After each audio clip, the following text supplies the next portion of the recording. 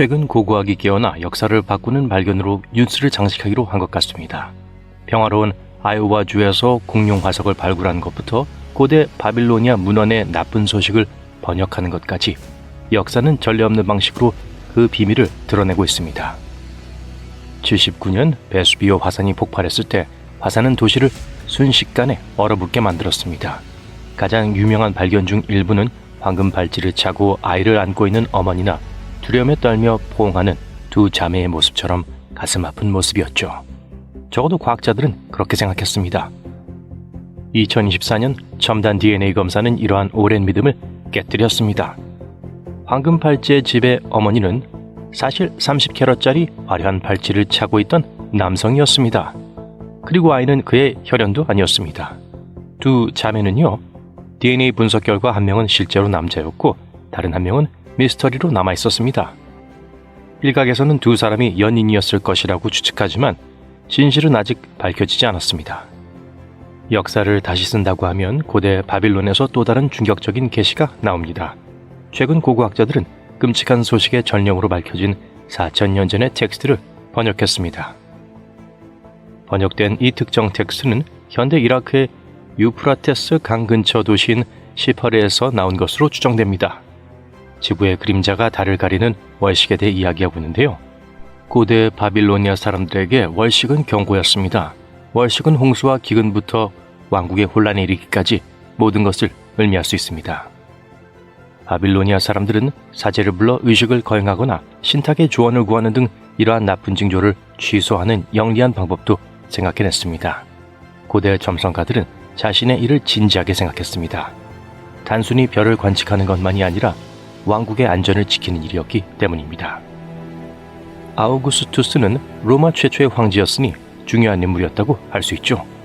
고고학자들은 이미 그가 파티를 열었던 별장의 유적을 발견했는데 이제 그의 마지막 안식처를 찾았다고 생각합니다. 나폴리 근처의 한 곳에서 빌라 아래에 묻힌 오래된 구조물을 발견했습니다. 그들은 현대식 난방 시스템에 해당하는 것을 발견했는데 아마도 따뜻한 목욕을 하는데 사용되었을 것입니다. 또한 고대 항아리로 가득 찬 선반을 발견했는데 이 유적지가 나중에 신전이었음을 시사합니다. 이곳이 아우구스투스의 마지막 집인지는 아직 확실하지 않지만 만약 확인된다면 세계 역사에 큰 획을 긋는 일이 될 것입니다. 고대 로마가 우리를 놀라게 하고 있다면 페루의 유명한 나스카 라인도 숨겨진 세부 사항을 드러내고 있습니다. 수천 년 전에 만들어진 이 거대한 지형 문자는 지금까지 부분적으로만 연구되었습니다. 지금까지는요. 과학자들은 391km의 지형을 스캔할 수 있도록 인공지능을 훈련시켰습니다. AI의 도움으로 라마, 막대 인간 모양, 이상한 머리 등 300개가 넘는 새로운 모티브를 찾아냈죠. 원래 베스비오산에서 불에 탄 두루마리를 해독하기 위해 개발된 이 알고리즘은 현재까지 알려진 상형 문자의 수를 2배로 늘렸습니다. 과거가 디지털로 크게 업그레이드되고 있어요. 한편 불가리아에서는 고고학자들이 예상치 못한 곳에서 놀라운 발견을 했는데 바로 하수구였습니다. 2024년 연구자들은 그리스 여행자와 무역의 신 헤르메스의 대리석 조각상이 거의 온전한 상태로 흙층 아래에 숨겨져 있는 것을 발굴했습니다. 전문가들은 서기 388년 지진으로 도시 기반 시설이 손상된 후 안전을 위해 이곳에 설치한 것으로 추정합니다. 당시 이교는 쇠퇴하고 기독교가 로마 제국의 공식 종교로 부상하던 시기였어요. 많은 이교도 우상이 파괴되었지만 일부 지역 주민들은 신상을 지하에 숨겨서 몰래 보존한 것으로 보입니다. 템즈강 바닥을 뒤지는 것은 침대 밑을 뒤지는 것보다 더 힘든 일입니다. 강 바닥에는 전설적인 서체를 포함하여 온갖 종류의 버려진 보물이 모여 있습니다. 1900년대 초 두 남자가 책 인쇄용 서체인 도브스 서체를 만들었습니다. 그러나 둘의 사이가 틀어지면서 한 사람이 모든 금속 글자를 강물에 던져버렸어요. 한 세기 후인 2014년 서체를 되살리려는 한 디자이너가 잃어버린 글자를 찾기 시작했습니다. 불과 20분 만에 그는 글자를 발견했어요. 다이버들의 도움으로 더 많은 글자가 발견되었고 오늘날 잃어버린 글자 중 일부는 박물관에 전시되어 있습니다. 아이오와주는 조용한 곳이지만 1만 3천 년 전의 거대한 마스토돈 골격이 발견되어 큰 화제가 됐습니다. 2022년 한 연구원이 선사시대 동물의 것으로 추정되는 거대한 대퇴골 사진을 한 장 받았습니다. 발굴을 위한 자금을 확보하는 데 2년이 걸렸지만 고고학자들은 2024년 마침내 발굴에 착수했습니다.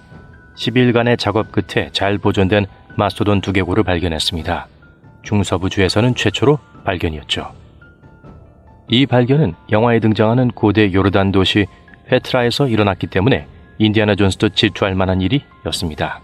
고고학자들은 페트라의 제무부 아래에서 철과 청동, 유물과 함께 최소 12구의 해골이 들어있는 2000년 된 방을 발견했습니다.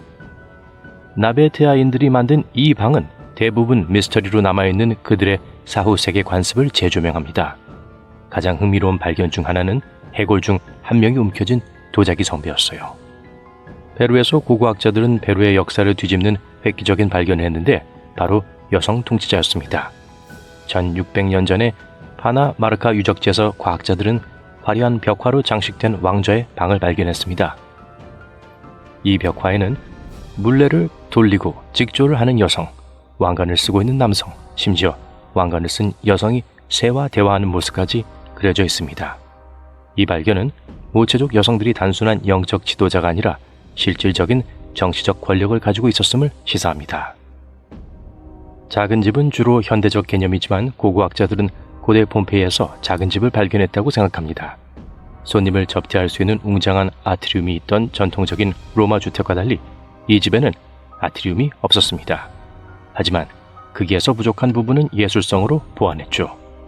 내부에서 과학자들은 맹금류, 참새, 뱀, 식물로 장식된 페인트 칠한 제단을 발견했습니다. 제단에는 램프와 향로와 같은 의식용품이 놓여 있었고 향기로운 허브의 흔적도 남아 있었습니다. 2021년 발티에를 스캔하던 연구원들은 파도 아래에 숨겨진 거대한 돌담을 발견했습니다. 2.41km에 달하는 이 블링커월은 유럽에서 가장 오래된 인공 구조물일 수 있습니다. 수면 아래 20m 아래에 위치한 이 돌담은 300개의 거대한 바위 사이에 약 1,400개의 작은 돌을 쌓아 만든 것으로 바위의 일부는 무게가 최대 142톤에 달합니다. 1만 년 전으로 거슬러 올라가는 블링커월은 스톤헨지와 프랑스의 카르낙 스톤보다 더 오래된 것으로 이 지역이 육지였던 시절에 만들어졌을 가능성이 높습니다. 과학자들은 순록 사냥 도구로 사용되어 사냥꾼이 공격할 수 있도록 호수로 동물을 기도했을 것으로 추정하고 있습니다. 그리고 이집트 아비도스 지역에서 발견된 화강암 석판도 있습니다. 처음에는 고대 이집트의 중요한 두 인물의 것으로 여겨졌지만 최근의 발견에 따르면 실제로는 이집트의 가장 유명한 통치자 중 한 명인 파라오 람세스 2세 석관의 일부인 것으로 밝혀졌습니다. 한 연구원이 석판에서 람세스 2세의 이름이 새겨진 특별한 조각을 발견했어요. 람세스는 오래전에 이집트를 통치했고 그가 죽은 후 무덤이 약탈당해 시신과 유품이 몇 차례 옮겨졌습니다. 이 새로운 발견은 람세스의 무덤이 도굴된 후 그의 물건 중 일부가 다시 사용되었다는 것을 보여줍니다. 이 발견은 또한 고대 이집트 무덤이 종종 약탈당했고 그 안에 있던 물건들이 재사용되었다는 사실을 알려줍니다. 최근 영국 노턴 디즈니에서 발굴 작업을 하던 중 예상치 못한 일이 벌어졌습니다. 노턴 디즈니 역사 및 고고학 그룹의 자원봉사자가 고대 동전과 브로치를 찾던 중 신비한 로마 12면체를 우연히 발견했습니다. 12개의 오각형 면을 가진 구리 합금으로 만들어진 이 작고 속이 빈 물체는 1700년 동안 묻혀 있었지만 놀랍게도 잘 보존되어 있었습니다. 영국에서 이 기이한 물체가 30개 이상 발견되었지만 어떤 용도로 사용되었는지 아무도 확실하게 알지 못합니다. 어떤 사람들은 측정 도구나 달력이었을 것이라고 생각하지만 다른 사람들은 의식에 사용되었다고 생각합니다. 노턴 디즈니 그룹은 많은 12면체들이 일상적인 사용으로 마모된 흔적이 보이지 않기 때문에 종교의식을 위한 상징일 가능성이 높다고 생각합니다. 이 바다에 접근하지 않는 게 현명한 생각일지도 몰라요. 여기서 1,500명 이상이 목숨을 잃었으니까요. RMS 타이타닉이 침몰한 지점은 여전히 위험합니다. 거대한 빙산도 여전히 존재하지만 수면 아래에는 더 큰 위협이 숨어 있습니다. 타이타닉은 뉴펀들랜드에서 남동쪽으로 약 640km 떨어진 수중 약 3,800m 아래에 있습니다. 100년이 넘는 세월이 지났죠. 시간이 지남에 따라 난파선은 조금씩 해체되고 있습니다. 악명 높은 이 배는 수중에서 철이나 강철 구조물이 녹슬듯이 쓰러지고 있습니다. 화학적으로 철, 산소, 물을 혼합하면 이 조합이 산화철을 생성하는 반응을 일으키고 이것이 부식으로 이어집니다. 따라서 철판, 빔 등 모든 것이 점점 약해지고 있어요. 선장 화장실의 천장과 얼마 전에 무너진 난간 부분처럼 선체의 일부가 함몰되고 있습니다. 하지만 타이타닉의 경우 부식의 대부분은 철을 먹는 박테리아에 의해 발생했습니다. 타이타닉은 침몰할 때 선수와 선미라는 두 개의 큰 조각으로 나뉘어 거의 600m 떨어진 해저에 떨어졌습니다.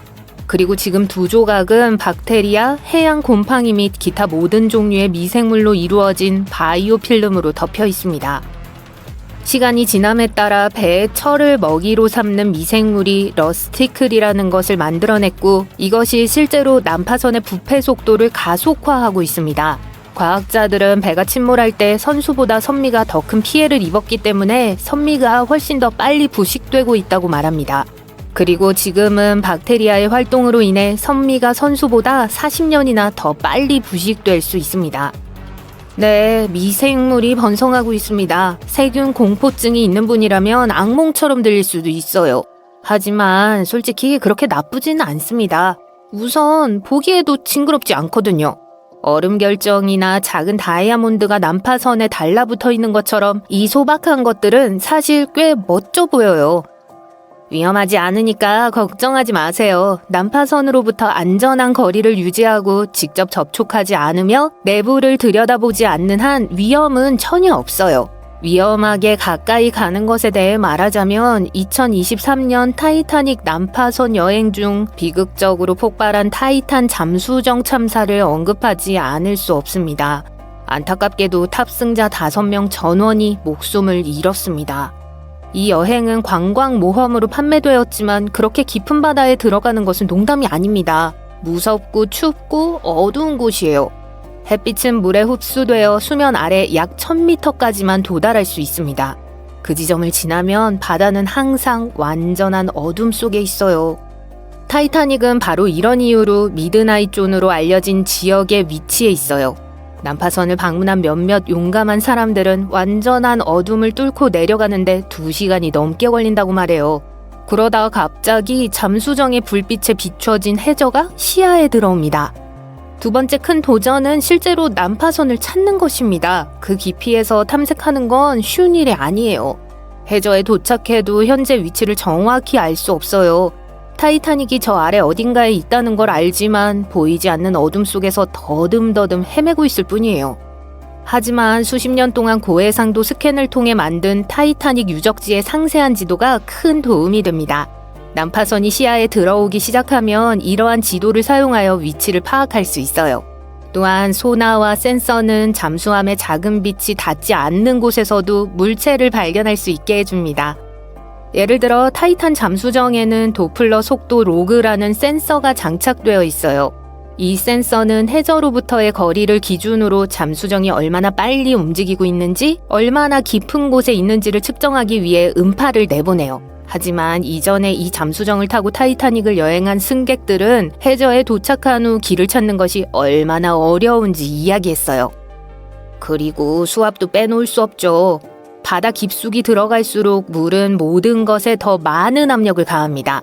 그리고 타이타닉 난파선의 현장의 수압은 엄청나게 높습니다. 쉽게 말하자면 자동차 타이어 내부 압력의 약 200배에 달해요. 그렇기 때문에 잠수정은 이를 처리하기 위해 매우 두꺼운 벽이 필요해요. 타이타닉 주변의 물속에는 소름 끼치는 미생물, 칠흑 같은 어둠, 엄청난 수압이 존재합니다. 하지만 그 아래에는 예측할 수 없는 해류라는 또 다른 문제가 있어요. 여러분은 그것에 대해 잘 알고 있습니다. 바다에서 수영을 하면 보통 해류가 좌우로 당기는 것을 느낄 수 있어요. 하지만 심해에도 고유한 수중 해류가 있어요. 수면에서 느끼는 것만큼 강하지는 않지만 여전히 엄청난 양의 물을 움직일 수 있습니다.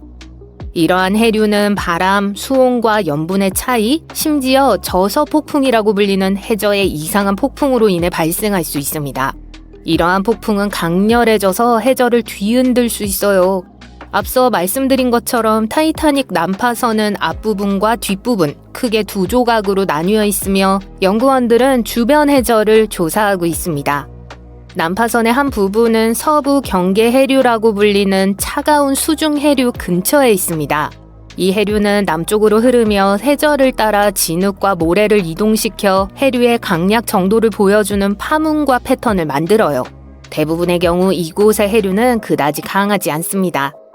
그들은 심지어 타이타닉의 모래 파문을 발견했는데 가구, 석탄, 배에서 나온 임의의 물건 등 모든 잔해가 떨어진 곳 근처였어요. 그 파문은 동쪽에서 서쪽으로 흐르는 해류를 보여주고 있습니다. 하지만 주요 난파선 현장 안쪽은 상황이 조금 더 거칠어집니다. 물은 북서쪽에서 남서쪽으로 더 많이 흐르는데 아마도 배의 모든 거대한 덩어리가 흐름을 방해하고 있기 때문일 거예요. 타이타닉의 뱃머리 남쪽 부근에서는 해류도 예측할 수 없게 됩니다. 북동쪽에서 북서쪽, 심지어 남서쪽으로 방향을 계속 바꿉니다. 마치 바다가 저 아래에서 제멋대로 움직이는 것 같아요. 전문가들은 시간이 지남에 따라 이 모든 물의 움직임이 타이타닉을 진흙과 모래층 아래에 천천히 묻어버릴 것이라고 생각해요. 난파선은 조금씩 희미해져 해저 밑으로 사라질 수도 있습니다. 자, 이제 빙산이라는 명백한 문제를 다룰 차례입니다. 네, 빙산은 오늘날에도 여전히 선박의 문제가 되고 있어요.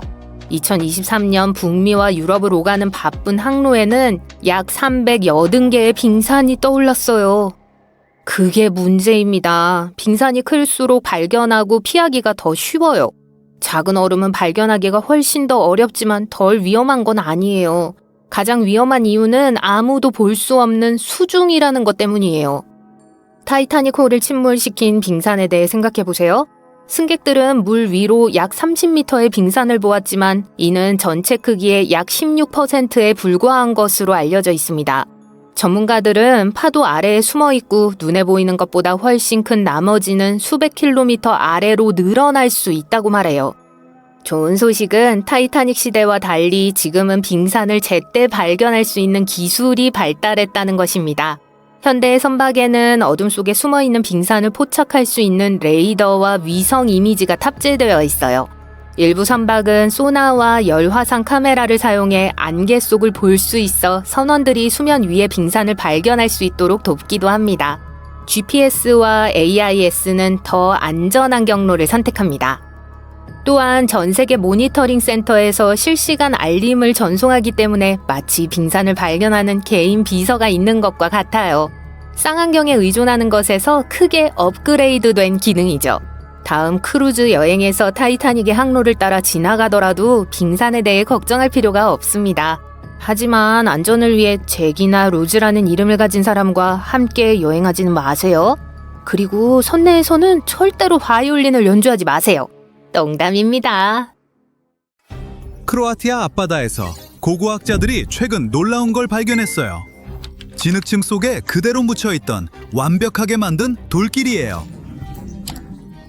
무려 7,000년이나 된 길이죠. 누가, 왜, 그리고 어디로 가는 길이었을까요? 순전히 우연이 아니었다면 이 길은 영원히 사라졌을지도 몰라요. 2021년 고고학자들은 아드리아해에 있는 크로아티아의 작은 섬 코르출라의 위성 사진을 살펴보고 있었어요.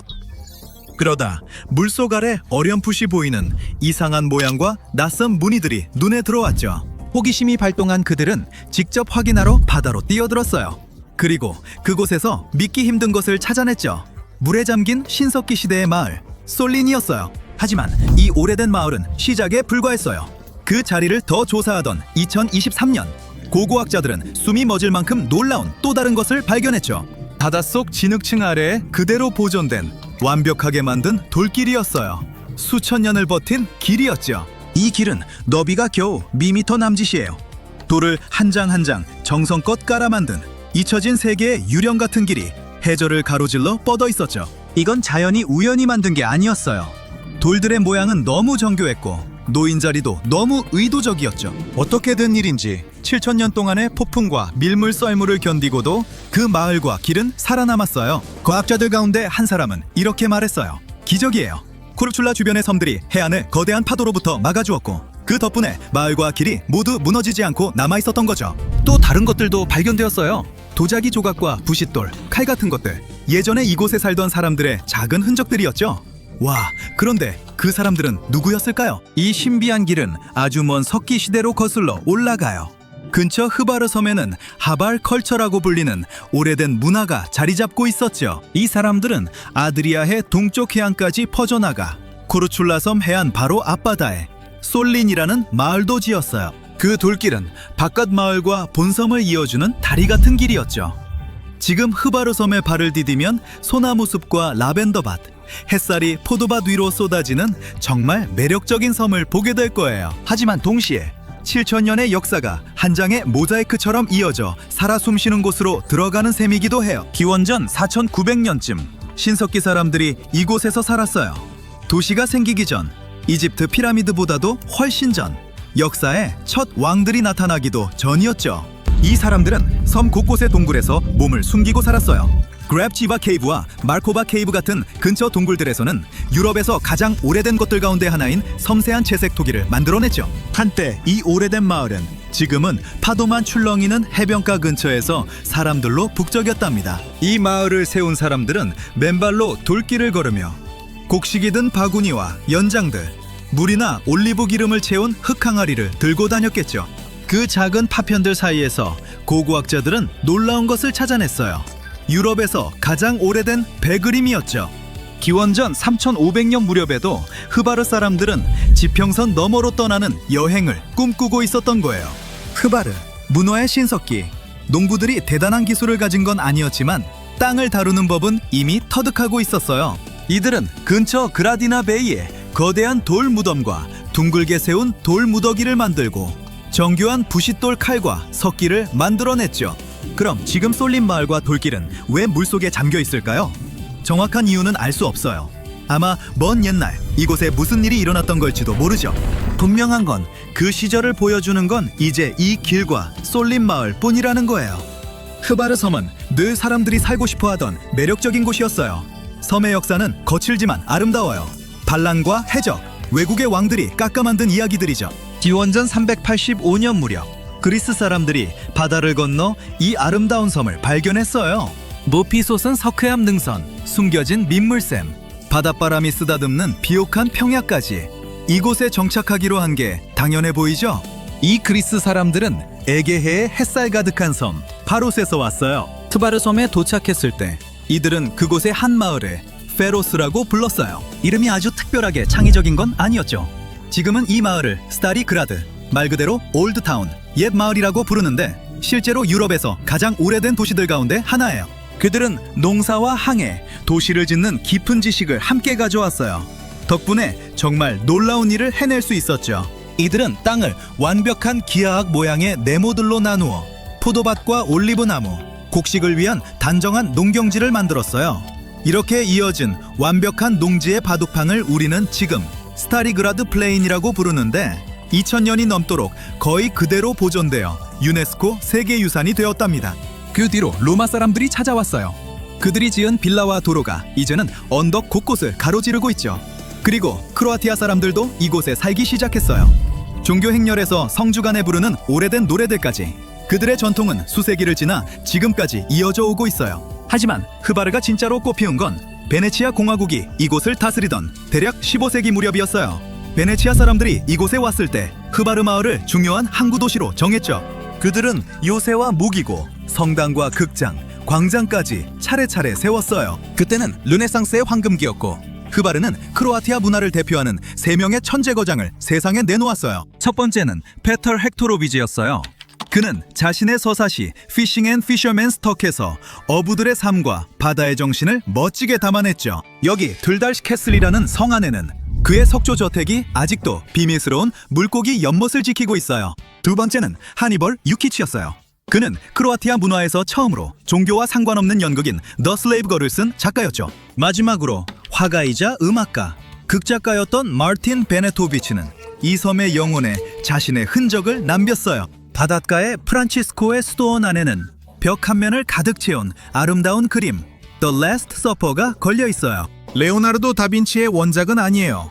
이 작품은 마테오 잉골리가 그린 것으로 여겨지죠. 주제는 같지만 화가는 다른 작품이지만 이 그림 역시 르네상스 시대의 걸작으로 평가받고 있어요. 그 무렵 흐바르 섬은 베네치아 제국의 보석 같은 존재이자 해군 요새가 되었고 나중에는 르네상스 시인들이 활약하던 무대가 되었어요. 하지만 이곳이 언제나 평화롭기만 했던 것은 아니에요. 16세기에는 오스만 제국이 이곳에 다가왔어요. 그들의 해적 선단이 바다를 휩쓸며 이 섬을 정복하려 했죠. 크바르 사람들은 지금도 절벽 위에 우뚝 버티고 서 있는 요새들을 세워 맞섰어요. 나폴레옹 군대도 이곳에 왔지만 이런 일들조차 흐바르의 정신을 꺾지는 못했어요. 사람들의 삶은 늘 다시 들판으로 돌아왔어요. 계단식 밤마다 보랏빛 라벤더가 피어나고 언덕에는 로즈메리와 올리브 나무가 뒤엉켜 자랐죠. 예전에 그리스 사람들이 심어둔 포도밭에서는 여전히 포도주가 흘러나왔고 그 속에서 문화도 계속 살아있었어요. 17세기 이 섬에서는 전례 없던 일이 벌어졌어요. 유럽에서 처음으로 모든 사람에게 열린 공공극장이 세워진 거예요. 그 전까지 극장은 왕과 귀족들만을 위한 곳이었지만 이 극장에서는 평민과 귀족이 조각된 돌 아치 아래 나란히 앉아 촛불 아래에서 펼쳐지는 연극을 함께 보았죠. 이 섬 사람들은 유럽에서 처음으로 전문 관광협회도 만들었어요. 19세기에는 하이지애닉 소사이티 오브 흐발라는 단체가 생기면서 이 섬의 관광은 아주 이른 시기부터 시작되었죠. 오늘날 흐바르는 라벤더의 섬으로 불리며 달마티아 제도 가운데서도 여왕 같은 섬으로 사랑받고 있어요. 세인 스티픈 광장에는 세인 스티픈 대성당이 우뚝 서 있어요. 르네상스 시대에 세워진 그 종탑은 한때 오스만 제국의 습격을 알리는 경보탑 역할을 했죠. 베네딕토의 수녀원 안에서는 극소수 사람들만 볼 수 있는 곳에서 수녀들이 아가베 레이스를 짜고 있어요. 실은 아가베 섬유에서 뽑아내어 상상도 못할 만큼 섬세한 무늬로 매듭 지어져요. 하나하나가 모두 다르고 한 가닥 한 가닥이 천유에 새겨진 기도화도 같죠. 마을 위 높은 곳에서는 지금도 바다를 향해 겨는 오래된 대포들을 볼 수 있고 그 아래로는 작은 에메랄드처럼 반짝이는 파클레니 아일랜드가 활처럼 펼쳐져 있어요. 이곳은 유럽 어디보다도 해가 잘 드는 곳이고 해마다 열리는 축제마다 성주간 행렬의 아름다움 속에 그리고 바다바람을 타고 흐르는 옛 노래들 속에 깊은 역사가 켜켜이 쌓여 있어요. 지붕이 종이장처럼 날아갑니다. 거대한 나무가 땅에서 뽑혀 나갑니다. 전선이 끊어져 주변이 암흑에 잠깁니다. 도로는 강물처럼 범람하고 집은 폐허가 됩니다. 허리케인이 지나고 있어요. 바람이 잦아들면 진짜 혼란이 시작돼요. 고립된 사람들, 깨끗한 물 부족, 파괴된 도로. 폭풍은 5700년 동안 계속되고 있습니다. 그리고 가장 무서운 점은 지난 20년 동안 그 빈도가 급증했다는 것입니다. 처음부터 시작하죠. 이곳은 중앙아메리카 북동부 해안에 있는 작은 나라 벨리즈입니다. 그리고 이곳은 그레이트 블루 홀입니다. 벨리즈 해안에서 약 80km 떨어진 곳에 있는 수심 125m의 거대한 수중 싱크홀이에요. 약 10,000년 전 마지막 빙하기 이후 해수면이 상승하면서 형성되었습니다. 한 과학자 팀이 그레이트 블루의 진흙을 연구하기 위해 중앙아메리카에 도착했어요. 그들은 긴 퇴적물 샘플을 채취했는데 이는 기본적으로 시간이 지나면서 침전된 물질의 층이에요. 그래서요, 열대성 폭풍이 이 퇴적물과 어떻게 관련이 있는데요? 라고 질문하실 수 있습니다. 열대성 저기압은 따뜻한 바닷물 위에서 형성되는 크고 회전하는 폭풍이에요. 열대성 저기압은 바다에서 열을 끌어올려 하늘로 날려보냅니다. 그리고 초강력 바람, 폭우, 큰 파도로 인한 홍수 등 파괴적인 힘을 지니고 있어요. 연구진이 채취한 진흙 포원은 실제로 열대성 폭풍의 기록입니다. 채취한 샘플의 길이는 30m로 이 지역에서 발견된 것 중 가장 길었습니다. 매년 날씨가 잔잔한 때는 2개의 얇은 퇴적층이 구멍에 가라앉습니다. 하지만 큰 폭풍이 몰아치면 좀 다르고 더 지저분한 층이 남게 됩니다. 따라서 과학자들은 이 퇴적층을 관찰함으로써 지난 5700년 동안 얼마나 많은 폭풍이 그 지점을 강타했는지 알 수 있습니다. 나이테를 세는 것과 비슷하죠? 어쨌든 그들이 발견한 것은 다소 예상치 못한 것이었습니다. 열대성 저기압이 점점 더 흔해지고 있다는 사실이었어요. 수석 연구원은 지난 6,000년 동안 보통 100년마다 4개에서 16개의 열대성 폭풍 또는 허리케인이 발생했다고 말했습니다. 하지만 지난 20년 동안에만 같은 지역에서 9개의 폭풍의 징후를 발견했습니다.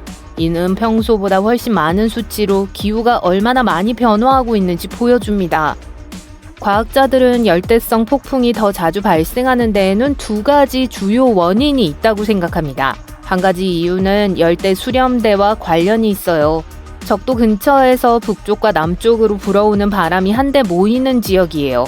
이 지점은 기압이 낮고 습기가 많으며 뇌우가 많이 발생해요. 바로 그 위가 대부분의 허리케인이 발생하는 대서양의 일부입니다. 허리케인 주요 발달 지역이라는 공식 명칭도 있어요. 일반적으로 열대 수렴대는 해수 온도 변화로 인해 여름에는 북쪽으로, 겨울에는 남쪽으로 이동해요. 하지만 지난 수천 년 동안 점점 더 남쪽으로 이동하고 있어요. 그렇기 때문에 폭풍이 주로 시작되는 지역도 남쪽으로 이동했습니다. 이는 이제 폭풍이 예전보다 대서양의 더 남쪽 지역에서 형성되어 더 남쪽으로 향하고 있다는 걸 의미하죠. 최근 폭풍이 급증하는 2번째 이유는 해수 온도의 상승입니다. 지구가 따뜻해지면서 바다도 따뜻해졌어요. 그리고 따뜻한 바다는 더 강력한 폭풍을 만드는 데 도움이 돼요. 이러한 증가는 앞으로 이 지역에 더 큰 폭풍이 더 많이 발생할 수 있다는 걸 의미합니다. 지금과 같은 상황이 계속된다면 과학자들은 금세기 말까지 카리브해에 45건의 열대성 폭풍과 허리케인이 발생할 수 있다고 예상합니다. 이는 지난 5,700년 동안 전 세계가 경험한 그 어떤 것보다 훨씬 많은 수치입니다. 세상에 영향을 미치는 변화가 너무 많기 때문이에요. 이러한 변화는 더 많은 폭풍이 발생하고 정말 강렬하고 빠르게 강해지기에 완벽한 조건을 만들어내죠. 하지만 폭풍이 바다에서만 더 거세지고 있다고 생각하신다면 미국의 경우에 대해 말씀드릴게요. 2025년 3월 토네이도, 먼지 폭풍, 산불 등 매우 위험한 폭풍이 미국 중서부와 남부의 여러 주를 휩쓸고 지나갔습니다. 최소 42명이 목숨을 잃었고 그 피해 규모는 어마어마했습니다. 무서운 점은 이러한 피해의 대부분이 일반적인 토네이도 앨리 지역에서 발생하지 않았다는 거예요. 토네이도 앨리는 토네이도가 자주 발생하는 미국의 일부 지역을 가리키는 별칭이에요. 텍사스 북부, 오클라호마, 캔자스, 미주리, 루이지애나, 아이오와, 네브래스카, 심지어 콜로라도 동부까지 뻗어 있어요. 하지만 이번에는 미시시피, 아칸소, 알라베마 같은 곳에 폭풍이 몰아쳤어요. 전문가들은 2022년 초에 토네이도가 평소보다 더 먼 동쪽에서 더 자주 나타날 수 있다고 경고했었습니다. 그리고 실제로 그런 일이 일어나고 있어요. 최고의 기상 전문가 중 한 명은 미시시피와 테네시 계곡의 주민들이 거친 봄에 대비해야 한다고 말했습니다. 이 지역에는 전통적인 토네이도 지역보다 더 많은 사람들이 살고 있으며 이들 중 상당수는 이동식 주택이나 지하실이 없는 건물에 살고 있어 큰 폭풍이 닥칠 때 더 큰 위험에 노출되어 있습니다. 토네이도는 기본적으로 폭풍 구름에서 내려와 지면에 닿는 초강력 바람에 회전하는 관을 말합니다. 매우 위험할 수 있어요. 토네이도의 강도를 파악하기 위해 과학자들은 계량 후지타 등급이라는 것을 사용해요. 가장 약한 토네이도를 나타내는 EF0부터 EF5까지 단계가 있어요. EF5의 토네이도는 집이 찢어질 정도로 엄청나게 강합니다. 주요 질문은 왜 지금 토네이도가 동부에서 더 많이 발생하는가 하는 거예요. 미국에서 토네이도 시즌은 보통 3월에 시작돼요. 이때는 캐나다의 차가운 공기가 멕시코만에서 올라오는 따뜻하고 습한 공기와 부딪히면서 폭풍이 형성되기 시작해요. 하지만 올해는 상황이 조금 다릅니다. 현재 상황은 이렇습니다. 남서부 상공에는 기본적으로 잔잔하고 따뜻한 공기덩어리인 고기압이 크게 형성되어 있어요. 이로 인해 서쪽 지역이 더 안정적으로 유지되어 뇌우와 토네이도가 더 적게 발생할 것으로 예상됩니다. 따라서 토네이도는 동쪽으로 이동합니다. 한편 올해 멕시코만은 매우 따뜻하여 미국 남동부 지역에 폭풍이 형성하는 데 도움이 되고 있어요. 따뜻한 물은 대기에 많은 에너지를 더해 미시시피, 엘라베마, 테네시와 같은 지역에서 더 강력하고 빈번한 폭풍을 일으킬 수 있습니다. 북쪽의 오데오와 북동부 지역은 올 봄에도 신선한 기온을 유지하고 있어요. 이는 적어도 당분간은 큰 폭풍이 덜 발생한다는 걸 의미합니다. 이제 3월의 파괴적인 폭풍에 대해 다시 살펴볼게요. 3월 14일과 15일, 미국 중부와 남부 일부 지역을 강타한 거대한 폭풍 시스템은 쉬운 두 건의 토네이도, 대규모 먼지 폭풍, 빠르게 번지는 산불을 일으켰습니다. 이로 인해 약 1,100편의 항공편이 결항되었습니다. 이 자연재해로 인해 약 1억 5천만 명의 사람들이 피해를 입었습니다. 이 F4로 분류되는 매우 강력한 토네이도 2개가 아칸소를 강타했습니다. 피해는 엄청났습니다. 디아즈라는 마을을 강타한 토네이도 중 하나는 최대 시속 305km의 바람을 일으켰는데 이는 엄청나게 빠른 속도예요. 비교하자면 포뮬러 1 자동차의 평균 속도는 시속 209에서 257km 정도입니다. 아칸소가 같은 날 2번의 EF4를 동시에 맞은 것은 25년 만에 처음 있는 일이었습니다. 전문가들은 또한 남부평원에서 시속 128km 이상의 속도로 움직이는 돌풍을 기록했습니다. 텍사스에서는 먼지 폭풍으로 인해 치명적인 차량 충돌 사고가 발생했습니다. 강풍으로 인해 발생한 산불이 텍사스와 오클라호마 일부 지역을 태웠습니다. 오클라호마에서만 130건 이상의 화재가 발생했습니다. 그렇다면 앞으로는 어떻게 될까요? 전문가들은 2025년에 미국에서 1,300개에서 1,450개의 토네이도가 발생할 것으로 예상하는데 이는 일반적인 1,225개보다 훨씬 많은 수입니다. 토네이도뿐만이 아닙니다. 대기가 따뜻해지면 더 많은 수분을 머금게 됩니다. 즉, 더 많은 폭우, 더 많은 홍수, 더 강력한 폭풍이 발생할 수 있어요. 기본적으로 따뜻한 바다에 따뜻한 공기를 더하면 폭풍우라는 공식이 성립합니다. 특히 동쪽과 남동쪽에서는요. 하지만 이러한 지역에 거주하지 않더라도 완전히 안심할 수는 없어요. 전문가들은 토네이도 및 기타 자연재해는 미국 내 거의 모든 지역에서 발생할 수 있다고 말합니다. 연중 시간과 날씨에 따라 위험이 달라지기도 합니다. 팝 퀴즈 시간. 세계에서 가장 강력한 강은 어디일까요? 아마존? 정말 뭘 모르시는군요. 가장 강력한 강은 육지에 있지 않습니다. 수중에 있으며 남극 환극 해류 또는 ACC라고 불립니다. 아마존 강보다 100배 더 강한 힘으로 흐르는 이 강은 10만 개가 넘는 수력 발전소에 전력을 공급할 수 있습니다. 이는 대륙 전체를 밝힐 수 있는 전력량입니다. 하지만 이 수중 거인은 단순히 재미로 힘자랑을 하는 것이 아니라 지구 최고의 멀티태스커입니다. ACC는 지구의 온도 조절기, 탄소 진공 청소기, 기후 안정제, 해양 슈퍼 고속도로가 하나로 합쳐진 것입니다. 하지만 재밌지 않은 부분이 있습니다. 과학자들은 ACC의 속도가 느려지고 있다는 심각한 위험 신호를 발견했습니다. 조금만 느려지는 것이 아닙니다.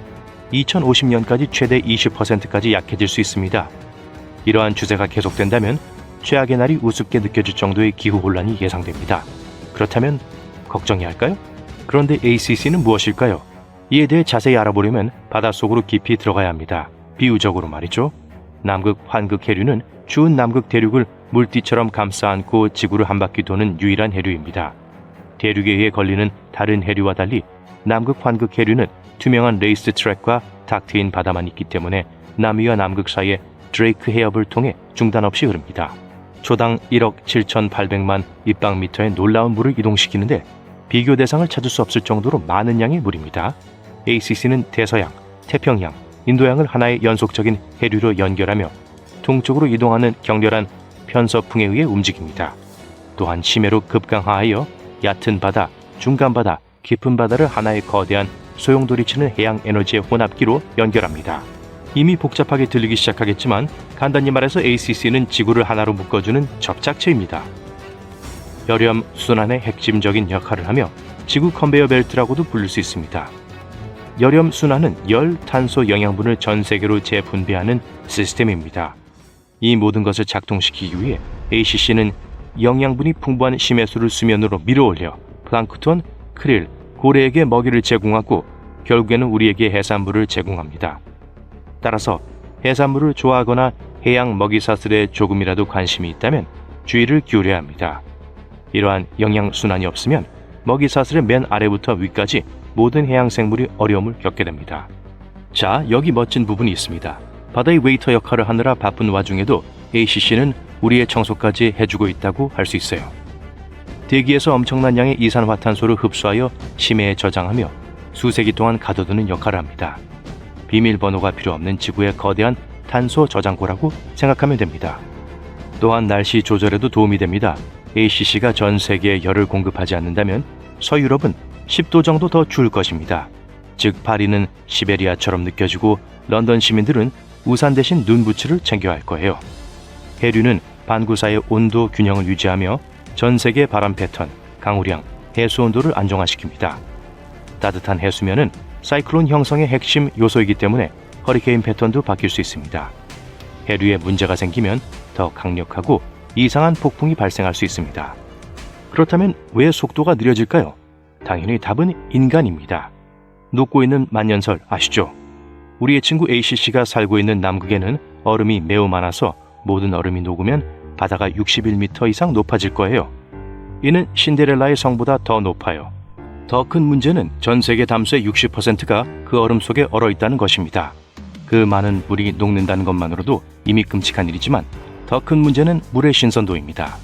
ACC는 남극해의 차갑고 짠 바닷물이 밀도가 높고 무거워 가라앉을 수 있기 때문에 연쇄 반응처럼 해류가 전진하는 데 도움이 됩니다. 하지만 빙하가 녹으면서 생긴 담수가 바다로 쏟아지면 염분이 희석됩니다. 그러면 물의 밀도가 낮아져 제대로 가라앉지 않게 됩니다. 이렇게 가라앉는 메커니즘이 없으면 ACC는 강력한 흐름을 유지할 수 없습니다. 마치 중력이 없는 변기에서 물을 내리려고 하는 것과 같아요. 이런 상황이 계속되면 담수가 북쪽으로 흘러 바다의 밀도 구조가 바뀌고 해류의 속도를 높이는 해양 온난화의 영향에 대응할 수 없게 됩니다. 대신 ACC는 느려집니다. ACC가 약해지면 하층 해류의 상승이 줄어들어 지표에 도달하는 영양분의 양이 줄어듭니다. 이는 남극의 해양 생태계를 황폐화시켜 생물 다양성을 감소시키고 어업을 붕괴시키며 펭귄, 고래, 그리과 같은 종을 위협할 수도 있습니다. 또한 남극의 먹이사슬 전체를 혼란에 빠뜨릴 수 있는 남방 다시마와 같은 외래종의 침입을 허용합니다. 크릴은 고래, 바다 표범, 펭귄, 어류의 주요 먹이원이기 때문에 크릴 개체수가 급감하면 전체 시스템이 허리케인 속 카드의 집처럼 흔들리기 시작합니다. 그리고 더 끔찍한 일이 일어납니다. ACC가 약해지면 더 많은 따뜻한 물이 남쪽으로 남극에 도달하여 얼음이 더 빨리 녹을 수 있습니다. 그렇게 녹으면 더 많은 담수가 바다로 흘러들어가고 그러면 해류가 더 약해지고 그러면 더 많은 얼음이 녹고 이해가 되실 거예요? 악순환입니다. 더 나쁜 것은 빙붕 아래의 따뜻한 물로 인해 빙붕이 아래에서 분리되어 표면 온도가 안정적으로 보일 때에도 녹는 속도가 빨라질 수 있다는 것입니다. 전 세계적으로 그 영향은 광범위하게 파급될 것입니다. 인도의 몬순이 불규칙해지고 아마존의 강우량이 감소하며 아프리카에서 아시아에 이르는 농업이 어려움을 겪을 수 있습니다. 북미 동부 해안의 해수면이 급상승하고 전 세계 기상 패턴이 혼란에 빠질 수 있습니다. 칠레의 수익성 높은 연어 산업과 같은 상업적 어업을 지원하는 남극해 능력도 영양분이 지표면에 도달하지 못하면서 감소할 수 있습니다. 강력한 ACC가 없으면 태양의 탄소와 과도한 열을 흡수하는 능력이 급감한다는 사실을 잊지 마세요. 즉, 더 많은 이산화탄소와 열이 대기 중에 남아 우리의 삶을 더욱 비참하게 만들 것입니다. 이는 마치 지구의 에어컨을 끄고 보일러를 켜면서 식료품 저장실을 불태운 것과 같습니다. 물론 해류에 이상이 생긴 것은 이번이 처음은 아닙니다. 인간이 지구를 데우기 시작하기 전 지구는 소빙기라고 불리는 극심한 동결기를 겪었고 이는 단순히 추운 겨울이 아니었습니다. 이 빙하기는 북대서양의 해류가 이상하게 행동하기 시작하면서 시작되었을 수 있습니다. 그리고 이 소빙기는 1850년에 정점을 찍었습니다. 그리 오래전이 아니에요. 과학자들은 빙하가 녹고 북극 해빙이 대량으로 유출되면서 바다의 담수가 넘쳐난 것으로 보고 있습니다. 이 담수는 바다의 일반적인 염분과 밀도를 엉망으로 만들어 대서양 남쪽 역전 순환의 줄임말인 AMOC와 같은 강력한 시스템을 약화시켰습니다. 이는 전 세계 컨베이어 벨트 퍼즐의 또 다른 중요한 조각입니다. 이러한 해류가 느려지면서 북쪽으로 도달하는 따뜻한 물이 줄어들고 해빙이 더 멀리 퍼졌으며 기온이 더 떨어졌습니다. 아이슬란드 인근 조개 껍데기의 기록에 따르면 이러한 변화는 한꺼번에 일어난 것이 아니라 지구가 더 추운 세상으로 넘어가기 전에 안정을 유지하려고 애쓴 것처럼 두 차례에 걸쳐 일어났다는 것을 알 수 있습니다. 그리고 AMOC는 지구의 생명 유지 시스템의 일부이기 때문에 모든 것이 연결되어 있습니다. 두 시스템 모두 온도, 염분, 찬물의 가라앉음에 영향을 받습니다. ACC가 느려지면 심층수 형성과 혼합의 균형이 깨져 AMOC도 약화될 수 있습니다. 이는 정말 보고 싶지 않은 도미노 효과입니다. 실제로 일부 모델에 따르면 ACC와 AMOC가 모두 한계점을 넘어선다면 현대 농업이나 인프라가 처리할 수 있는 수준을 훨씬 넘어서는 불안정한 기후 조건이 수세기 동안 지속될 수 있다고 합니다. 따라서 다음에 시원한 음료를 마시거나 해산물을 즐길 때 강력한 ACC를 위해 건배를 해보세요. 생각보다 훨씬 더 많은 일을 하고 있는 ACC에게 감사하는 마음을 가져보세요. 얼음이 덜 녹기를 기원하면서요. 과학자들이 오리건 캐스케이드 산맥에서 최대 규모의 지하 저수지를 발견했습니다. 지하에 숨어 있는데 미두 호수의 2배가 넘는 물을 담고 있죠. 구체적으로 말씀드리면요, 최소 80세 제곱킬로미터 이상의 물이 있는데 이건 거의 162주병에 해당하는 양입니다. 하루에 한 병씩 마신다면 다 마시는데 약 4,440억 년이 걸리죠. 이 지하 대수층 발견이 대단한 이유가 있습니다. 지구 최대 대수층을 품은 캐스케이드 산맥은 북부 캘리포니아에서 브리티시 컬럼비아까지 약 1,100km에 걸쳐 뻗어 있습니다. 오리건의 하이 캐스케이드에는 약 800만 년 된 비교적 젊은 화산암이 있습니다. 웨스턴 캐스케이드는 훨씬 오래됐죠. 4,500만 년이나 됩니다. 깊은 협곡과 계곡이 특징이에요. 과학자들은 이 두 지역 사이의 전이대를 연구해 물이 화산암을 어떻게 통과하고 화산 활동이 시간이 지나며 어떻게 변화했는지 파악하고 있습니다. 이 과정에서 연구진은 다양한 깊이에서 암석 온도를 측정했습니다. 바로 그때 지하 대수층을 발견하게 된 거죠. 보통 더 깊은 암석은 지구 내부에 가까워서 더 뜨거워야 합니다. 그런데 놀랍게도 여러 지역에서 더 깊이 내려가도 온도가 그대로였죠. 이건 물이 암석을 통해 흐르며 온도를 낮추고 있다는 강력한 단서였습니다. 다시 말해, 캐스케이드는 천연 급수탑처럼 물을 저장하고 강과 개울로 서서히 방출하는 거죠. 이 지질학적 발견이 중요한 이유는 크게 두 가지입니다. 첫째, 미래의 잠재적 수자원이 될 수 있죠. 지하에 저장된 이 엄청난 양의 물은 중요한 자원이 될 수 있습니다. 아직까지 이 물이 현재 상태로 얼마나 유지될지, 변화에 얼마나 잘 견딜지 모릅니다. 그래서 적절한 관리를 위해 더 많은 연구가 필요하죠. 둘째, 화산 활동에 영향을 미칩니다. 물이 깊은 지하로 스며들어 마그마에 닿으면 순식간에 증기로 변해 극심한 압력을 만들고 폭발적인 화산 분출을 일으킬 수 있죠. 화산암에 얼마나 많은 물이 저장돼 있는지 파악하면 미래의 분출과 그 위험을 예측하는 데 도움이 될 수 있습니다. 이 발견이 흥미롭긴 하지만 아직 답을 못 찾은 질문이 많습니다. 물이 화산암을 어떻게 통과하는지, 실제로 수자원으로 얼마나 활용 가능한지 말이죠. 이 지하 저수지는 비와 눈에 의존하기 때문에 가뭄이 몇 년간 계속되면 수자원 공급과 화산 안정성 모두에 큰 문제가 생길 수 있습니다. 연구진은 현재 캐스케이드 화산 저수지의 전체적인 영향과 책임 있는 관리 방안을 연구하고 있습니다. 이제 지질학적 경이로움 그 자체인 캐스케이드 산맥을 자세히 살펴보죠. 상상해보세요. 북부 캘리포니아에서 브리티시 컬럼비아까지 뻗어 있고 오리건 한가운데를 가로지르는 거대한 산맥을요. 바로 그게 우리가 말하는 산맥입니다. 오리건 구간만 해도 길이가 약 420km, 폭이 최대 145km로 44,000 제곱킬로미터에 달하죠. 와, 미국에서 가장 작은 9개 주보다 각각 더 큽니다. 가장 멋진 건 이 산맥의 오리건 구간이 화산으로 형성됐고 최소 하나의 화산암 저수지를 품고 있다는 거죠. 이 산맥 자체는 캐스케이디아 섭입대라는 것 때문에 존재합니다. 태평양 아래 지각의 일부인 후안대 푸카판이 북미 대륙 아래로 천천히 밀려 들어가고 있는 곳이죠. 이 판이 가라앉으면서 강한 열과 압력이 해양 암석에서 물을 밀어냅니다. 그 물이 주변 멘틀의 녹는 점을 낮추고 마그마를 만들어내죠.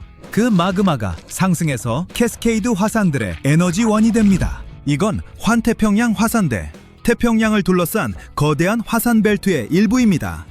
어떻게 보면 캐스케이드는 끊임없이 변화하는 훨씬 더 큰 화산 시스템의 일부인 거죠.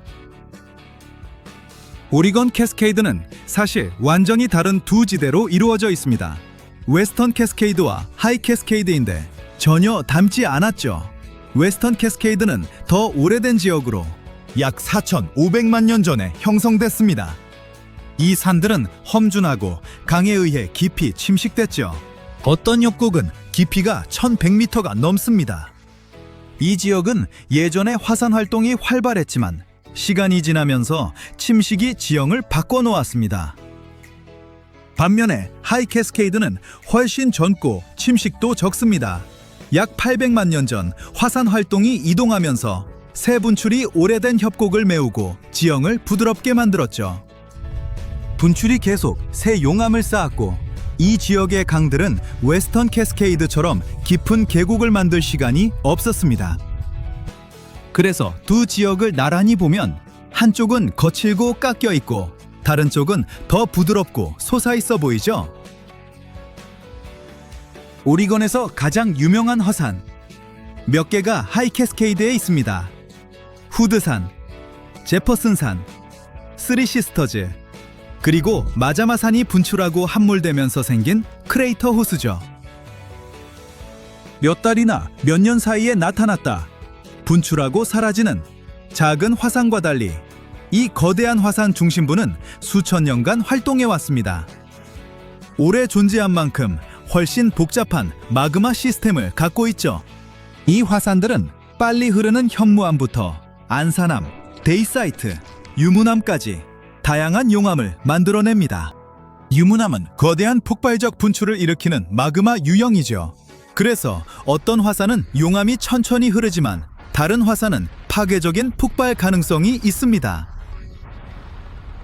이 오래된 화산들의 또 다른 놀라운 점은 지하 마그마 챔버가 정말 오랫동안 뜨거운 상태를 유지한다는 거죠. 그래서 캐스케이드는 지열 에너지를 활용하기에 최적의 장소 중 하나입니다. 표면 아래에 엄청난 열이 사용될 날을 기다리고 있죠. 아, 캐스케이드의 화산 저수지도 잊지 마세요. 미래에 어떻게 활용할지 누가 알겠어요? 세트케이드가 지구에서 가장 폭발적인 지역인 환태평양 화산대의 일부라는 건 이미 알고 계시죠? 태평양을 감싸는 거대한 말굽 모양 벨트를 상상해 보세요. 약 4만 킬로미터에 달합니다. 지구상에서 가장 지질학적으로 활발한 지역 중 하나죠. 이곳에서 지구의 지각판들이 끊임없이 이동하고 충돌하고 서로 부딪히며 세계에서 가장 강력한 지진, 화산 분출, 그리고 깊은 해구를 만들어냅니다. 환태평양 화산대는 여러 지각판이 만나는 지점을 따라 형성되어 있고 모두 거대한 태평양판을 둘러싸고 있습니다. 이 판들은 가만히 있지 않죠. 항상 움직이면서 단층선이라 불리는 경계에서 서로 밀거나 그 아래로 미끄러집니다. 이런 일이 일어나면 심해 해구부터 우뚝 솟은 화산, 강력한 지진까지 모든 것이 발생하죠. 이 활동의 가장 극단적인 예 중 하나가 괌 동쪽에 위치한 마리아나 해구입니다. 약 11km 깊이로 지구에서 가장 깊은 해구죠. 섭입이라는 과정으로 형성됐는데 한 지각판이 다른 판 아래로 밀려 들어가는 거죠. 지구의 멘틀 깊숙이 가라앉은 마리아나 해구는 지구에서 가장 신비로운 장소 중 하나입니다. 엄청나게 깊고 압력은 짓누르며 완전한 어둠이죠. 그래서 오랫동안 아무것도 살 수 없다고 생각했습니다. 하지만 가장 깊은 바닥에도 생명체가 있었죠. 2003년 과학자들은 마리아나 해구의 가장 깊은 곳인 챌린저 해연에서 작은 단세포 생물을 발견했습니다. 또한 다채로운 암석 구조물과 이상한 해삼도 발견했죠. 마리아나 해구에는 기본적으로 수중온천인 열수 분출구도 있습니다. 그곳의 물이 아주 뜨겁고 산성임에도 불구하고 이상한 생물과 미생물이 여전히 살아남고 있죠. 환태평양 화산대는 또한 전 세계 지진의 90%를 일으킵니다. 역사상 가장 강력한 지진 중 일부가 여기서 발생했는데 1960년 칠레 발디비아 지진이 그 예입니다. 기록상 가장 강력한 지진으로 리히터 규모 9.5라는 놀라운 수치였죠. 하지만 지진만 있는 게 아닙니다. 환태평양 화산대에는 지구 화산의 약 75%가 있습니다. 역사상 가장 유명한 분출 중 일부가 이 지역에서 발생했는데 인도네시아의 악명 높은 탐보라 화산이 그 예입니다. 요컨대 환태평양 화산대는 지구에서 가장 위험한 곳 중 하나입니다. 하지만 동시에 엄청나게 매혹적이기도 하죠. 캐스케이드에서 최대 규모의 저수지를 발견한 것처럼 과학자들이 그 지역에서 또 무엇을 발견할지 누가 알겠어요? 태평양의 일부 지역에서는 배가 매우 쉽게 가라앉기 때문에 많은 선원들이 두려워합니다. 이 지역에는 많은 항로가 있지만 그중 일부는 매우 위험한 자연의 힘에 직면할 수 있기 때문에 감히 위험을 감수하는 사람이 거의 없습니다. 아시아에서 미국까지 배로 여행해야 하는 경우 가장 확실한 경로는 가장 짧고 빠른 경로입니다. 즉, 북태평양을 거의 직선으로 통과하는 거죠. 그러나 이곳을 통과하지 않고 더 길고 비용이 많이 들지만 훨씬 안전한 경로를 선택하는 것이 더 나을 수 있습니다. 거기에는 여러 가지 이유가 있습니다. 태평양은 세계에서 가장 위험한 해역 중 일부가 있는 곳입니다. 세계 지도를 펼치면 태평양이 다소 분할되어 있어 태평양이 얼마나 큰 바다인지 깨닫지 못하는 경우가 많아요. 하지만 실제로 이 거대한 바다는 지구 표면의 거의 3분의 1을 덮고 있어요. 태평양은 세계에서 가장 작은 바다인 북극해보다 약 10배 더 큽니다. 다시 말해 태평양을 건너다 보면 육지와 단절될 가능성이 매우 높습니다. 또한 긴급 상황, 기계 고장 또는 폭풍이 발생하면 구조대가 도착하는데 며칠 또는 몇 주가 걸릴 수도 있어요.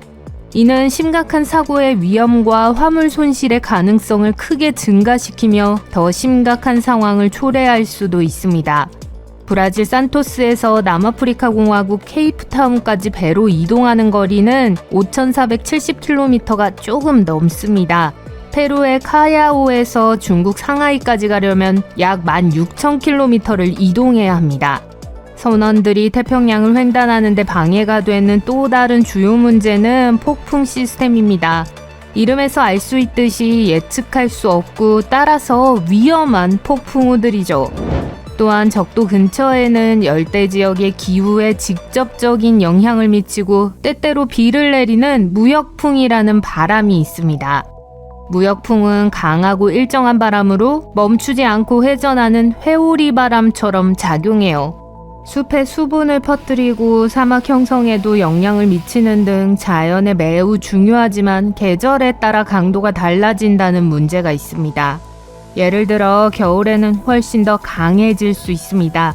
그리고 이러한 바람은 바닷물을 이동시키는 역할을 하기 때문에 여행을 훨씬 더 위험하게 만들 수 있는 강한 해류를 만들어내기도 합니다. 2015년 연구원들은 태평양에서 짧지만 강렬한 파도의 급증을 일으킨 1년의 매우 강한 겨울 무역풍을 발견했습니다. 그들은 그 파도가 마치 반복적으로 펀치를 날리듯이 일정한 힘으로 선박을 치는 것을 관찰했습니다. 그 결과 선체 구조가 완전히 뒤틀리고 변형됐습니다. 결국 그들은 이미 알고 있었던 사실을 확인했어요. 겨울 무역풍으로 인한 파도가 선박의 실질적인 위협이 될 수 있다는 거죠. 그런데 태평양 한가운데에 구조대가 도착하는데 상당한 시간이 걸릴 수 있다고 말한 거 기억하시나요? 이렇게 바람이 적대적인 데는 여러 가지 이유가 있어요. 넓은 바다에는 산이나 큰 섬과 같은 지리적 장벽이 많지 않다는 점이죠. 즉, 주변의 바람과 해류를 억제하거나 속도를 늦출 수 있는 육지 구조물이 없다는 뜻입니다. 따라서 무역풍과 해류는 방해받지 않고 강도와 속도를 자유롭게 올릴 수 있습니다. 이것이 태평양이 강력한 폭풍과 거대한 파도의 현장이 되는 이유입니다. 예를 들어 북미, 유럽, 아프리카가 대기 및 해양 시스템을 억제하고 방향을 전환하는 데 도움을 주는 북대서양과는 다릅니다. 과학자들은 태평양 해저를 거대한 직소 퍼즐로 보는 것이 일반적인데 말 그대로 태평양은 움직이는 조각으로 가득 차 있습니다.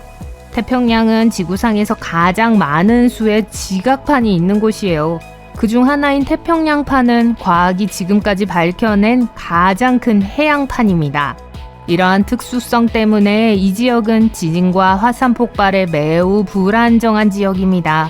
바다는 언뜻 보기에는 잔잔해 보이지만 지질학적 특성으로 인해 매우 빠르게 변할 수 있습니다. 따라서 예측이 불가능하고 위험해요.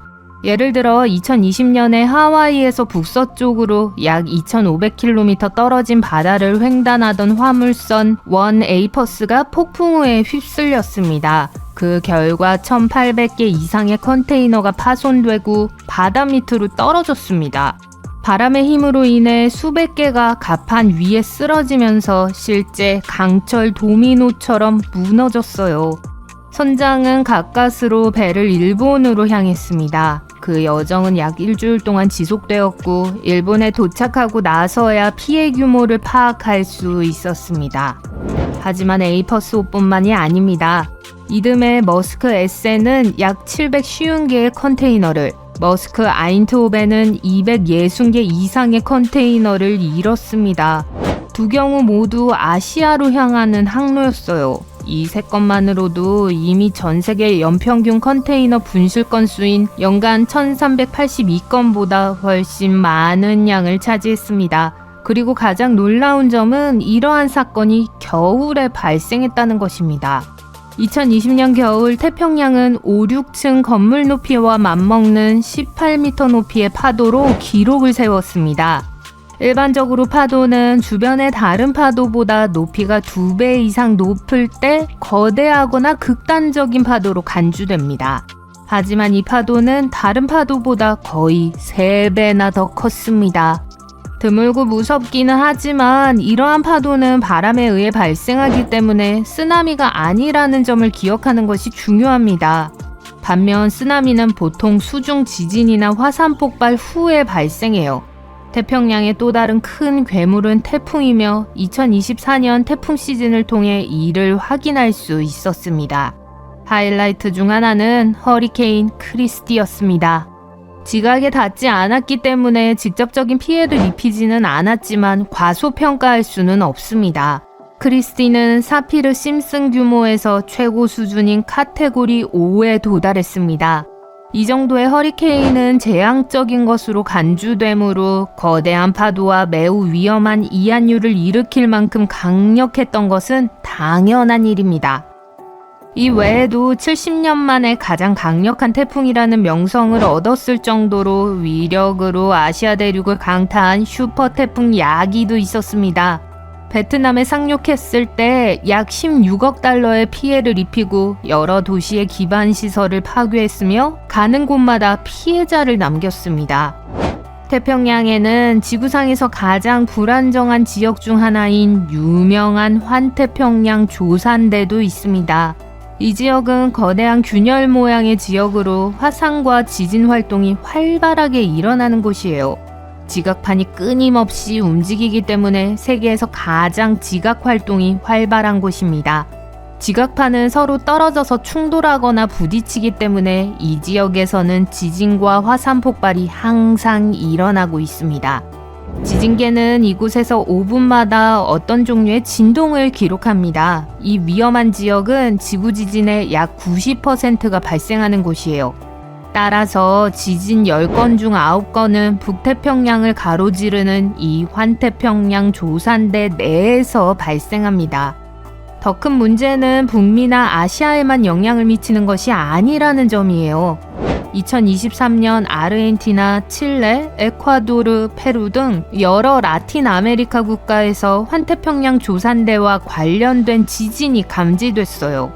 파괴의 흔적이 남았고 약 15명이 목숨을 잃었습니다.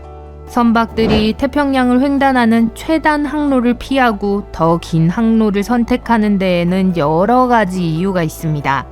예방이 치료보다 낫다는 속담이 있듯이 말이죠. 여러분은 남극의 어둡고 얼음으로 뒤덮인 바닷속으로 잠수하고 있습니다. 광활한 우주를 연상시키는 섬뜩한 푸른 어둠이 여러분을 감싸고 있습니다. 생명체와 마주칠 것 같지 않은 이 깊은 곳에서 갑자기 커다란 오리가 깊은 곳에 숨어있는 듯한 이상한 소리가 들립니다. 1960년 연구원들은 이 소리를 처음 녹음하고 바이오덕이라고 명명했어요. 영리하네요. 수십 년 동안 그들은 이 소리의 근원에 대한 수수께끼를 풀기 위해 노력했어요. 거대한 크라켄, 바다에 추락한 외계 우주선, 신비한 바다 괴물, 아니면 거대한 오리였을까요? 여러 가지 버전이 있었고 그중 더 기괴한 버전이 있었습니다. 해양학자들은 다른 지역에서도 비슷한 소리를 감지했습니다. 호주 서부 해안과 뉴질랜드 근처에서 비슷하지만 더 높은 음조의 신호를 녹음했고 이를 바이오 구스라고 명명했습니다. 이 이야기에 소름 끼치는 분위기는 이런 이름과 함께 사라지는 것 같네요. 어쨌든 이 소리는 단발적으로 발생한 것이 아니라 일정한 간격을 두고 여러 번 발생했어요. 처음에는 소리의 규칙성을 고려할 때 소리의 원인이 기계적인 것이 틀림없다고 생각하는 사람들이 많았어요.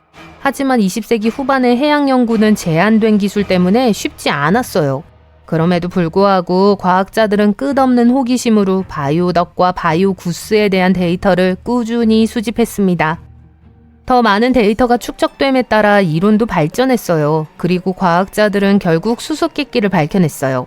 바이오덕은 생물학적 기원을 가진 의사소통의 한 형태인 것으로 밝혀졌습니다. 연구원들이 반복되는 소리를 분석했을 때 신호가 결코 겹치지 않는다는 걸 발견했습니다. 한 소스는 말하는 반면 다른 소스는 침묵을 유지하여 일종의 의사소통을 암시했어요. 그렇다면 어떤 해양 생물이 다양한 주파수의 소리를 통해 의사소통을 하는 특별한 방법을 가지고 있는 것일까요? 많은 사람들이 짐작했듯이 그 답은 고래였습니다. 과학자들은 남극의 바이오덕 소리와 밍크고래의 울음소리를 비교한 결과 놀라운 유사점을 발견했어요. 호주와 뉴질랜드 연안에서 들리는 바이오구스 소리는 다른 종이나 아주 어린 밍크고래가 내는 소리일 가능성이 높았어요. 하지만 이 발견은 수수께끼를 더욱 깊게 만들었습니다. 이 소리의 목적은 무엇이었을까요? 고래들이 저녁 식사 계획을 논의하거나 목소리를 녹음하는 인간을 비웃거나 우주에 대한 깊은 통찰을 나누고 있었을까요? 가능성은 무궁무진했지만 가장 놀라운 사실은 언젠가 인간이 이 장엄한 생명체와 소통하는 법을 배울 수 있을지도 모른다는 사실이었습니다. 고래와 소통하는 것은 더 이상 먼 미래의 일이 아닙니다. 캘리포니아 대학교의 과학자들은 이미 혹등고래 트웨인과 교신하는 데 성공했어요. 획기적인 실험에서 연구원들은 이 해양 포유류와 20분 동안 대화를 나누었습니다. 그 방법은 다음과 같습니다. 전문가들은 알래스카 해안으로 해양 탐험을 떠나 혹등고래 무리의 소리를 녹음했어요. 그런 다음 이 소리를 스피커를 통해 재생해서 신호를 다시 바다로 보냈습니다.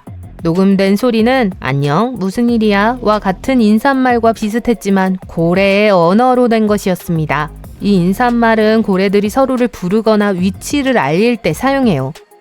신호를 보낸 지 얼마 지나지 않아 연구원들은 응답을 받았습니다. 고래가 보트에 다가가 주위를 돌며 안녕이라고 대답한 거예요. 이것이 최초의 인간과 고래의 대화가 시작된 순간이었어요. 20분 동안 과학자들은 고래에게 36번의 신호를 보냈고 고래는 그때마다 응답했어요. 게다가 고래는 응답하기 전에 일정 시간 간격을 두고 기다렸습니다. 즉 연구팀은 고래로부터 응답을 받은 후 10초간 기다렸다가 다시 소리를 틀었습니다. 그런 다음 연구원들은 10초를 기다렸다가 대답했습니다. 트웨이는 아주 섬세한 대담자였던 것 같아요. 어쩌면 고래 세계의 신사였을지도 모르죠. 아니면 단순히 특이한 상호작용에 흥미를 느꼈을 수도 있습니다. 이 통신에 사용된 신호는 트웨인을 포함한 고래 무리의 것이었습니다. 연구원들은 고래가 내는 소리를 녹음해서 고래와 소통하는 데 사용했을 가능성이 높아요. 어떤 의미에서 트웨인은 자기 자신과 대화하고 있었던 것이죠. 여정을 계속해서 지구상에서 가장 깊은 해구인 마리아나 해구 속으로 모험을 떠나보겠습니다. 마리아나 해구는 일본 남쪽으로 2,400km 이상 뻗어 있으며 가장 깊은 지점의 수심은 약 11,000m에 이르는 해저의 거대한 틈새입니다. 세계에서 가장 높은 빌딩인 부르즈 칼리파의 높이는 마리아나 해구 깊이의 10분의 1 정도에 불과해요. 이 깊고 어두운 심연에서 과학자들이 이상한 소리를 녹음했다고 상상해보세요. 이 소리는 바이오덕과는 달리 공상과학 영화에서 우주선이 내는 소리를 연상시키는 낮은 울림과 금속성의 쨍소리가 뒤따르는 SF 영화에 나오는 소리와 비슷했어요. 연구원들은 이 신비한 현상을 바이오왕 소음이라고 명명했습니다. 과학자들은 2014년 마리아나 해구에서 음향 조사를 하던 중 이 이상한 소리를 처음 발견했습니다. 그리고 그 소리의 출처를 고래, 특히 브라이드 고래로 빠르게 밝혀냈습니다. 연구원들은 인공지능을 사용해서 약 20만 시간의 바다에서 녹음된 오디오를 분석한 결과 브라이드 고래 무리와 일치하는 소리를 발견했습니다. 다른 동물과 마찬가지로 이 고래들도 소리를 의사소통의 한 형태로 사용해요. 마리아나 해구 바닥에서 또 뭐가 발견됐는지 아세요? 플라스틱 병이에요. 크라켄이나 고래 또는 어떤 종류의 괴물이 저지른 일일 가능성은 거의 없습니다. 여기서는 모든 것이 더 간단해요. 병은 인간 때문에 거기까지 갔어요. 하지만 이 주제는 다른 영상에서 다룰게요. 좋아요. 한 가지 소리를 더 살펴볼게요. 이번에는 고래가 아니라 지구에서 가장 외로운 곳에서 들려오는 신비한 소리입니다. 이곳은 포인트 니모라고 불리는데 그래서 더욱 외로운 곳이죠. 남태평양에 위치한 포인트 니모는 육지에서 가장 멀리 떨어진 곳이에요. 가장 가까운 섬은 2333km 떨어져 있어요. 다른 모든 방향에서 육지와 거의 같은 거리예요. 게다가 이곳에는 해류가 거의 닿지 않아 해양 생물이 거의 없고 따라서 영양분 공급도 거의 이루어지지 않아요. 어떤 의미에서는 물의 사막이라고 할 수 있습니다. 자, 1997년 해양학자들은 포인트 니모 해역의 심해에서 매우 이상하고 무서운 소리를 녹음했습니다. 거대하고 으스스한 소리였죠. 사람들은 그것을 더 블룹이라고 불렀습니다. 언론인들이 이 현상에 대해 알게 되자마자 전 세계 사람들이 가장 환상적인 버전을 발명하기 시작했습니다. 그중 가장 인기가 있었던 것은 소리의 출처가 거대한 바다 괴물인 크라켄 또는 다른 생물이라는 것이었어요. 더 블롭에 대한 과대 광고는 오래가지 못했습니다. 과학자들은 이 신비한 소음의 정체를 알아내는데 성공했습니다. 알고 보니 그것은 빙산에 속해 있었어요. 빙산이 갈라지고 붕괴되면 매우 먼 거리에서도 들을 수 있는 강력한 초저주파 소리를 만들어내요. 이 버전을 확인하기 위해 과학자들은 다른 빙산의 소리를 녹음했고 더 블룹과 비슷한 소리를 들었습니다. 그런데 포인트 니모는 너무 외로운 나머지 우주기관에서 서비스 중단 위성을 이곳에 떨어뜨립니다. 우주물체는 그냥 바다에 떨어지죠. 이 외로운 곳에서는 떨어지는 파편으로 인해 동물이나 사람이 다치지 않을 확률이 99%예요. 그래서 많은 사람들이 이곳을 위성 공동묘지라고 부르기도 해요. 하지만 언젠가 다른 행성에서 온 우주선이 이곳에 떨어진다면 어떨까요? 이미 포인트 니모에 떨어진 우주선이 가끔 바다를 뚫고 비상신호를 보낸다면 어떨까요? 여러분이 들었던 모든 미스테리는 이미 풀렸습니다. 이번 영상을 여전히 과학자들을 당혹스럽게 하는 미스테리로 마무리하는 건 어떨까요? 바다에서 녹음된 가장 신비로운 소리 중 하나인 업스윕을 만나보세요. 단순한 소음이 아니라 몇 초 간격으로 반복되는 일련의 짧은 상승음입니다. 1991년 태평양에 설치된 하이드로폰을 통해 처음 발견되었습니다. 처음에는 해양학자들이 업스윕이 화산 활동이나 수중 지진과 관련이 있을 수 있다고 추정했습니다. 하지만 계절에 따른 소리의 특성과 강도는 시기에 따라 달라지므로 이러한 버전은 배제됩니다. 사람들은 바다의 생물학적 생명과 관련된 가설을 고려하기 시작했습니다. 그들은 해양동물의 이동 경로와 연중 다른 시간대의 행동을 연구했어요. 하지만 모든 노력에도 불구하고 음원은 확인되지 않았습니다. 일부 연구에서는 업스윕이 의사소통이나 항해를 위해 소리를 내는 특정 어종이나 다른 해양동물과 관련이 있을 수 있다고 주장하지만 아직까지 이를 증명할 수 있는 증거는 없습니다. 우와, 바다 바닥에 구멍이 생겼어요. 바다에 누수가 생긴 것 같아요. 하지만 물이 새는 일반적인 누수 현상과는 다릅니다. 물이 새는 게 아니라 들어오는 거라 샘에 더 가깝습니다. 이 독특한 누수 현상을 우리는 피티아의 오아시스라고 부릅니다. 한 대학원생이 우연히 이를 발견했어요. 그는 수면 위로 올라오는 거품을 발견했습니다. 일반적으로 바다의 기포는 열수 분출구가 있을 수 있다는 걸 알려주는데 이 열수 분출구는 꽤 멋진 것들을 발견할 수 있는 핫스팟이에요. 이 통풍구는 실제로 해저에 있는 온천과 같은 역할을 해요. 하지만 따뜻한 물로 거품을 내는 대신 지구의 지각에서 과열된 유체를 방출하죠.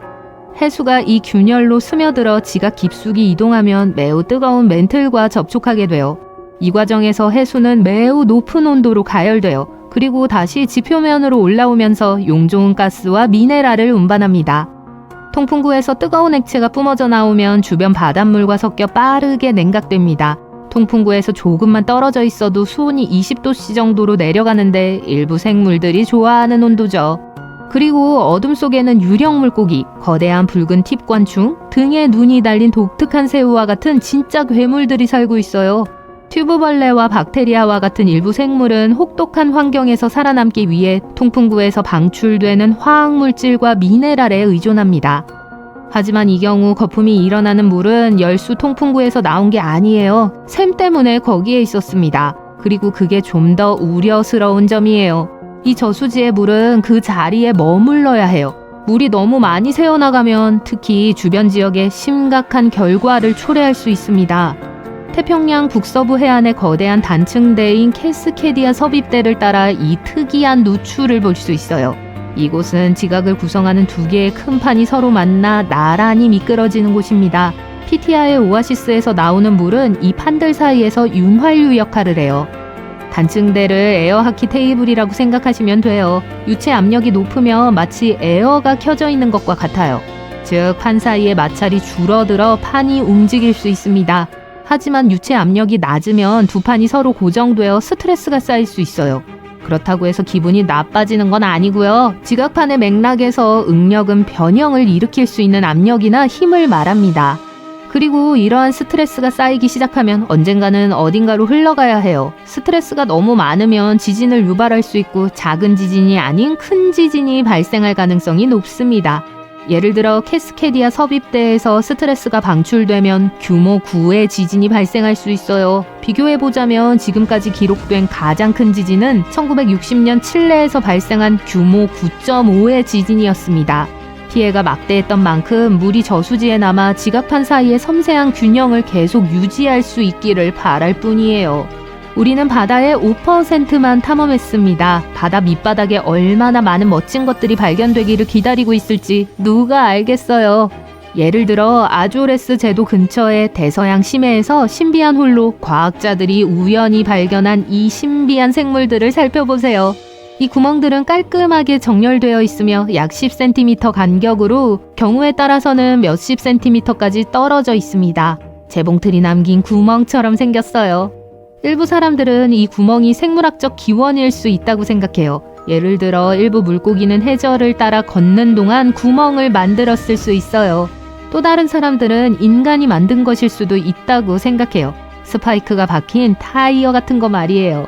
물론 이러한 구멍은 다른 행성에서 온 생물체가 구멍을 만들었다는 이야기를 만들어내기에 완벽해요. 아니면 네스호에서 볼 수 있는 괴물처럼 전설적인 괴물일 수도 있죠.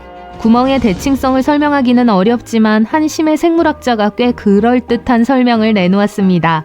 그는 퇴적물 아래에 굴을 파고 있는 동물이 있을 수 있다고 말했어요. 그리고 때때로 그 동물이 작은 굴에서 깨끗한 물 순환을 위해 작은 굴뚝을 만들 수 있다고 합니다. 각 구멍의 입구 주변에는 퇴적물이 쌓여 있는데 이는 무언가가 아래에서 흙을 밀어냈다는 생각을 뒷받침합니다. 하지만 이 구멍들이 실제로 지표면 아래에서 연결되어 있다는 증거는 아직 없어요. 그리고 고대 문명이 우리에게 남긴 바다와 해저에는 많은 것들이 숨어 있습니다. 예를 들어 고고학자들은 크로아티아 남부 해안에서 7,000년이나 된 진흙층 아래에 숨은 도로를 발견했어요. 그들은 가라앉은 신석기 시대 유적지 솔리네에서 이 고대 도로를 발견했습니다. 솔리네 유적지는 고대 인간이 만든 섬으로 2년 전 한 고고학자가 발견했는데요. 그는 크로아티아의 아름다운 섬 중 하나인 코르출라 주변 지역의 위성 이미지를 연구하고 있었습니다. 바다 밑바닥에 흥미로운 무언가가 있을 수 있다는 걸 깨달은 그는 동료와 함께 물속으로 뛰어들었죠. 그리고 지중해의 일부인 아드리아해의 수심 4에서 5m 아래에서 고대 정착촌의 일부일 가능성이 높은 돌담을 발견했어요. 사람들이 정착지를 건설한 육지는 본섬과 좁은 땅으로 분리되어 있었어요. 다행히도 이 지역은 주변 섬들에 의해 큰 파도로부터 보호되어 비교적 잘 보존되어 있었습니다. 지금은 바다 밑에 숨어 있고 진흙으로 덮여 있지만 약 7,000년 전 사람들이 이 길을 걸으며 인근 정착지를 방문했을 모습을 상상하는 것은 정말 흥미로운 일입니다. 가장 신기한 생물을 보고 싶다면 바다 밑바닥으로 가보세요. 실제로 과학자들은 태평양 해저에 잠재적으로 새로운 종이 30종 이상 존재할 수 있다는 사실을 밝혀냈습니다. 원격 제어 차량을 이용해 이 생물들을 수집했어요. 최근까지만 해도 사진을 통해서만 이러한 생물을 연구할 수 있었기 때문에 이는 큰 진전입니다.